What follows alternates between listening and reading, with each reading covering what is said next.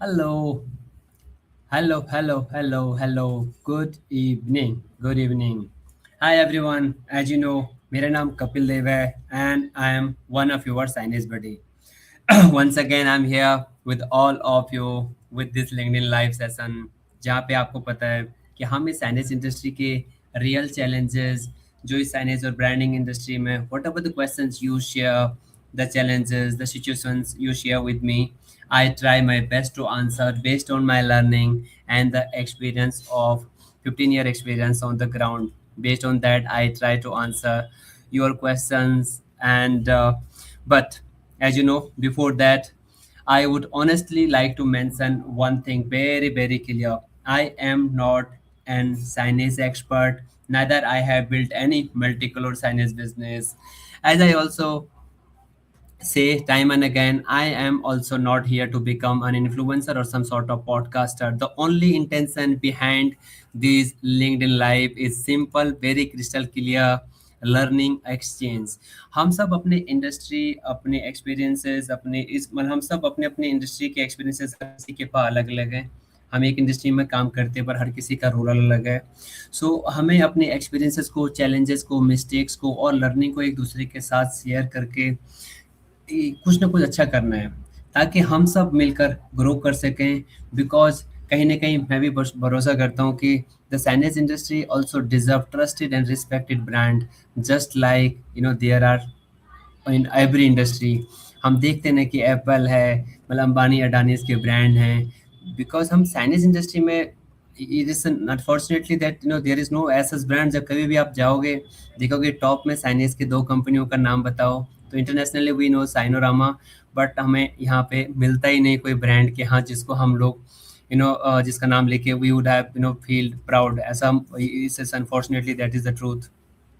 But और मुझे पूरा विश्वास है कि जो हमारी साइनेज इंडस्ट्री के जितने भी कलीग्स हैं जिस हिसाब से वो मेहनत कर रहे हैं, the way they are delivering exceptional services and remarkable work which we see on the ground, वो एक ना एक दिन ऐसा कुछ ना कुछ बिल्डअप कर जाएंगे कि which we will be proud of.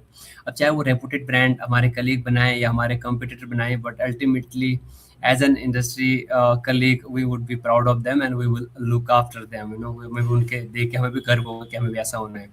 So that is the only intention of doing this LinkedIn live। And yes, आपने जो आज सवाल भेजा वो बहुत ही डिफिकल्ट है।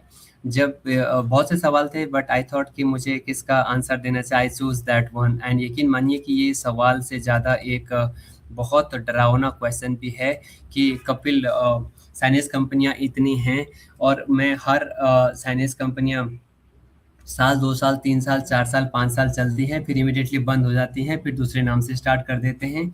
ये इतना फ्रीक्वेंट चेंजेस क्यों? मतलब मोटा-मोटा साल भर, डेढ़ साल में कई कंपनियाँ चेंज हो जाती हैं। मतलब आई एम सच्ची-सच्ची बता रहा हूँ कि I am not an expert, but मैं इन 15 सालों में वाक़ई में ये चीज़ देख चुका हूँ कि बहुत सी कंपनियाँ बहुत जल्दी स्टार्ट होती हैं एंड फिर वो इमीडिएटली शट डाउन हो जाती हैं। मैं अपने लर्निंग के बिहाफ़ पे आपको कुछ रीज़न बता सकता हूँ, मतलब आई एम नॉट कि मैं करेक्ट हूँ या नहीं, बट मुझे एक लगता है कि जैसे हम लोग मैं किसी कंपनी में काम कर रहा हूँ और मेरी बहुत 1-2 क्लाइंटों से बहुत अच्छी बॉन्डिंग हो गई, so they encourage us to open the signage company और हम लोग साइनेज का काम खोल देते हैं, वी ओपन अप। पर इनिशियली बहुत मज़ा आता है कि थोड़ा पैसे भी आते हैं और उस क्लाइंट का काम भी आता रहता है। तो हम क्योंकि स्टार्ट हमने 2-3 क्लाइंट से किया है, हमने और पीछे बैकएंड पे प्लानिंग नहीं किया। तो जब साइनेज ओनर बहुत ज़्यादा प्लानिंग करके नहीं चलते और सिर्फ 1 या 2 क्लाइंट के भरोसे पे कंपनियाँ स्टार्ट कर देते हैं और जिस मोमेंट पे वो रिश्ता खराब होता है, क्योंकि अल्टीमेटली हम ह्यूमन बीइंग है, हमारी इंडस्ट्री 100% कस्टमाइजेशन की है। जहाँ पे भी वो रिश्ता खराब होगा, अगर हमारा बैकएंड प्लान नहीं है या हमने पूरा प्रोसेस सेटअप नहीं किया तो कंपनियाँ बंद हो जाती हैं। मतलब वो सच में बहुत ही, मतलब एक चीज़ तो मैंने ये देखा कि हमें बिल्कुल सा मतलब कई लोगों को तो मैं देखता हूँ कि एक क्लाइंट उन्हें बोलता है यार चल तू कल से साइनेज का दुकान खोल, मतलब कंपनी खोल, एंड दे स्टार्ट। एंड ऐसा नहीं वो पैसा नहीं बनाते, they make good amount of money, but मतलब एंड रीज़न यही होता है कि बाद में कहीं न कहीं दिक्कत हो जाती है भाई। जब उनके रिलेशनशिप खराब हो जाते हैं, पेमेंट स्टॉप होती है या वो क्लाइंट कहीं और शिफ्ट हो गया, किसी भी रीज़न से हो सकता है, मतलब ये इंडस्ट्री है, कहीं भी कुछ हो सकता है। So that may be one of the reason कि हम लोग बहुत ही लिमिटेड क्लाइंट के साथ बहुत ही शॉर्टकट में हमें लगता है कि हाँ, 2 क्लाइंट हमारे पास है तो हम उखाड़ लेंगे इस इंडस्ट्री में, कुछ ना कुछ झंडे गाड़ लेंगे। That is I believe one of the main reason. Second, हम बहुत जल्दी ओपन करने का सोच लेते हैं। जैसे हमें दिखता है कि मतलब हमारे पास 2 प्रोजेक्ट बड़े आ गए और एज़ एन मतलब कंपनी में हम काम कर रहे हैं तो हमें 2-3 प्रोजेक्ट दिखता है, यार कंपनी कितना महँगा बेचती है यार। और मतलब ये अगर मैं अब खुद का करूँगा तो ये तो मैं भी कर सकता हूँ, अल्टीमेटली कंपनी के लिए तो मैं ही सँभाल रहा हूँ।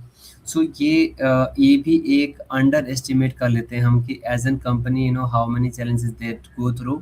काम ऑफ कोर्स हम सँभालते हैं, but at the same time backend का सपोर्ट जो रीड होता है वो तो कंपनी ही देती है ना। सो उसको कहीं अंडर एस्टिमेट करके जो कंपनियां खुलती हैं उनका बंद होने के चांसेस ज़्यादा बढ़ जाते हैं, क्योंकि प्रोजेक्ट टू प्रोजेक्ट बहुत चीज़ें डिफरेंस होती हैं, कंपनी टू कंपनी भी बहुत चीज़ें डिफ होती हैं, मतलब क्लाइंट टू क्लाइंट बहुत चीज़ें डिफरेंस है। बिना सिस्टम का, बिना बैकअप प्लान का, बिना टीम स्ट्रक्चर का, मार्केटिंग सेल्स का, आप सोचते तो हैं कि हम सब कुछ कर लेंगे, बट जब हम ग्राउंड पे उतरते हैं तो हमारी मतलब रियलिटी कहीं और हो जाती है, कुछ और ही हो जाता है। कई बार हम लोग क्या करते हैं कि प्राइस वॉर में उतर जाते हैं। यार हमारी कंपनी, जिस कंपनी में मतलब हम करंटली जॉब कर रहे हैं, अगर उसने 100 रुपये का बेचा, और अगर अब मुझे मालूम है कि हमारी कंपनी इन क्लाइंटों को 100 रुपये का रेट देती है, तो जब मैं अपनी कंपनी खोलूंगा तो मैं इसको 80 रुपये, 90 रुपये, 95 में दूंगा या फिर 70 में दूंगा। मतलब हम अपने आप को प्राइस वॉर में धकेल देते हैं। तो वहाँ तो बहुत अच्छे-अच्छे सपने दिखते हैं। तो जो कंपनियाँ ये प्राइस वॉर में उतर कर आगे सस्टेन करना चाहती हैं, या खुलती ही इसलिए है कि हम प्राइस के बिहाफ़ पे डोमिनेट कर लेंगे, उनको भी मैंने बहुत ज़्यादा सस्टेन करते हुए नहीं देखा है। And there been cases in last 15 year की बहुत से कंपनियाँ प्राइस वॉर को नहीं झेल सकती, क्योंकि वो लॉन्ग टर्म झेल ही नहीं सकते, है ना? जहाँ पे कैश फ्लो कहाँ से होगा? बहुत ही पुअर कैश फ्लो का सिस्टम है। मतलब जो मेनली प्रॉब्लम आती है वो क्या-क्या आती है कि भई क्लाइंट का पेमेंट डिले हो गया तो गाड़ी खत्म, वेंडर का ड्यूज़ हो गए हैं, सैलरीज़ बढ़ गई हैं, रेंट है, ट्रांसपोर्ट है, सारी चीज़ें तो वो है, ये तो रियल अमाउंट है। जब हम लोग काम कर रहे होते हैं, when we are part of the company, when we work for someone, तो वो इमीडिएटली ये डायरेक्ट खर्चे नहीं दिखते। उस टाइम पे हमें ये दिखता है कि हाँ, हमारी कंपनी 100 रुपये का बेच रही है और मैं 90 रुपये 80 रुपये में काम क्रैक कर लूँगा। But when we come to the ground, वहाँ पे रियलिटी कुछ और ही हो जाती है। फिर वापस जैसे मतलब क्योंकि हमने, कई लोगों ने 1-2 क्लाइंट के नाम पे ही कंपनियाँ खोलती हैं, तो कंपनियों का बंद होने के चक्कर ये भी है कि मतलब कमिटमेंट, कुछ भी कमिटमेंट कर दो। मतलब पहले-पहले तो आप बेच दोगे, पे कमिटमेंट कर दो कि हाँ 2 साल का वारंटी है। मैं तो यहाँ पे इंडस्ट्री में ऐसा-ऐसा चीज़ें देखा कि जो 7 साल की वारंटी दे रखे हैं एलईडी बोर्ड में। 7 साल, 10 साल का warranty. But initially, believe me, मतलब we also used to give 5 year of warranty, but now we have very critically differentiate the things कि किस में 2 साल का वारंटी होगा, किस में, और हम वो अपफ्रंट बता के चलते हैं। जिसको 5 साल चाहिए पूरे बोर्ड पे, वी आर सॉरी, हम नहीं दे सकते, क्योंकि हमें वो मालूम है जैसे ही 2 साल कंपनियों को होगा उसके बाद जो वो कंप्लेंट आएगी, तो मतलब वो कंप्लेंट आने का मतलब है कि ब्लैक लिस्टिंग का चांसेस बढ़ जाते हैं। सो ये भी एक रीज़न है कि कुछ भी जो मन में आया वो कमिटमेंट करके काम ले लो, और जब सर्विस देने का टाइम आए तो बैक कर दो या मना कर दो। That is something one of the reason why company do not sustain, और फिर वो जल्दी बंद क्यों हो जाती हैं। कई बार तो पार्टनरशिप का डिसीजन भी होते हैं, वैसे वो कंपनी के ओनर लेवल पे हो या वेंडर पार्टनर लेवल पे हो या किसी और तरह का कोलैबोरेशन। मैं ये भी देखता हूँ कि I have seen true companies ने ड्यू टू दिस आल्सो वो शट डाउन हुई हैं, और जिसको मैं कभी इग्नोर करने का कभी सोच भी नहीं सकता, या कभी भी अपने पार्टनरों का नहीं बोलूँगा। मोस्ट ऑफ द कंपनीज के बंद होने के रीज़न उनके वेंडर पार्टनर होते हैं, कि जब हम अपनी वेंडर पार्टनर की वैल्यू नहीं करते, या कोई भी सप्लायर की वैल्यू नहीं करते, या उनको क्लाइंट की जगह, एक बार हम क्लाइंट की इज़्ज़त करते हैं, उनकी जगह उनको बिल्कुल थर्ड क्लास का सोचते हैं ना, यकीन मानिए वो कंपनी ज़्यादा सस्टेन नहीं कर पाती, बिकॉज़ दोज़ आर समवन जो हमारे ऊपर इन्वेस्टमेंट करते हैं, है ना? और पेशेंस हमें पता ही है कि जैसे 1 दिन काम नहीं आया, 2 दिन काम नहीं आया, इस इंडस्ट्री में तो क्या होता है कि पूरा महीने काम नहीं आएगा, और 24-25th को एक ऐसा प्रोजेक्ट आ जाएगा कि पूरा महीने का वसूली हो जाएगी, पूरा महीने का पूरा खर्चे बैलेंस हो जाते हैं। बट कई बार पेशेंस ना होना भी, कुछ कई क्लाइंटों, कई ओनर्स में देखता हूँ कि वो बहुत ही इम्पेशेंस होते हैं, उनको बिल्कुल फट जाते हैं, और वो भी that is also one of the reason कि साइनेज कंपनियां बंद हो जाती हैं। ये तो मैंने कुछ रीज़न बताए जो मैंने ऑब्जर्व किया। इन सबसे बड़ा रीज़न मैं ये भी देखता हूँ कि साइनेज ओनर्स में आई हैव लिटरली सीन, मतलब 3 ऐसे ओनर्स को देखा है कि उनको उनका ईगो ने डुबा दिया। मतलब उनका सिर्फ़ और सिर्फ़ एक ईगो ऐसा था कि जिसने उनको डुबाया। सो ये क्वेश्चन बहुत डिफ़िकल्ट है मेरे लिए आंसर देना, but all what I would request to my signage fertility and everyone out there जो भी साइनेज का बिज़नेस कर रहे हैं, इतना अच्छा आप लोग काम कर रहे हैं, अपने कस्टमर को इतना डिलाइट कर रहे हैं। प्लीज़ यार डू नॉट गो मतलब T20 का तरफ बिल्कुल खेलने का सोचना ही नहीं। When you are part of the industry please play it as a long term. जितना हम लंबा लॉन्ग टर्म प्लानिंग सोच के चलेंगे, काम भले ही कम आएगा, स्लो स्लो आएगा, but believe me you will enjoy the journey. And I am very much fortunate, I have been part of the industry for last about 15 year. And मैं ये मेरी चौथी कंपनी है। I enjoy, I really literally enjoy, मतलब हर एक step पे enjoy करता हूँ कि हाँ how we can collaborate, how we can support each other. So thank you very much, guys. Keep on sharing your questions, and I will try best of mine to answer. Best of mine to answer your questions. I am, as I always say, कि मैं कोई expert नहीं हूँ, but क्या है ना कि इंसान तो हूँ, कस्टमर सर्विस में जॉब करता हूँ, तो क्लाइंट एंड पे जो एस्केलेशन आते हैं वो पीछे आके कितने बड़े हो जाते हैं, और छोटा छोटा कमिटमेंट कितना बड़ा ब्लंडर कर सकता है।